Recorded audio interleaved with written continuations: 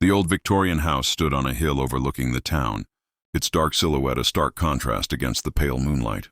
Locals whispered tales of the house, of the family that once lived there, and of the terrible tragedy that had befallen them. They said the house was haunted, that the spirits of the dead still roamed its halls, forever trapped in their grief.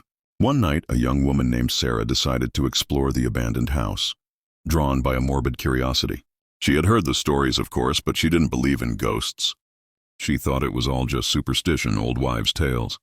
As she stepped inside the house, a chill ran down her spine, and she felt a sense of unease.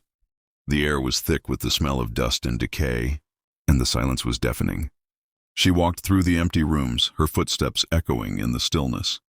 The locals said her spirit still wandered the halls, searching for her lost family. Sarah turned to run, but it was too late. The door slammed shut, and she was plunged into darkness. She fumbled for her flashlight, her hands shaking, but she couldn't find it. Suddenly she heard a noise, a faint whisper like a sigh. She stopped and listened, her heart pounding in her chest. Then she heard the whisper again, right behind her this time. The whisper came again, closer this time. "Eleanor," it said, and Sarah felt a cold hand touch her shoulder. And she could make out a name. Eleanor. Eleanor was the name of the young daughter who had died in the house, the victim of a terrible accident. Sarah's blood ran cold. She screamed and spun around, but there was no one there. She ran through the house, her fear growing with each step. The whispers followed her, growing louder, more insistent. "Eleanor, Eleanor, Eleanor." Finally, she reached the front door and threw it open, stumbling out into the night.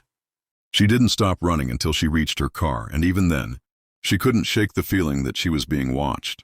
Sarah never went back to the old Victorian house, and she never spoke of what she had seen there. But she knew deep down that the stories were true. The house was haunted, and the spirit of Eleanor was still there, waiting for her next victim.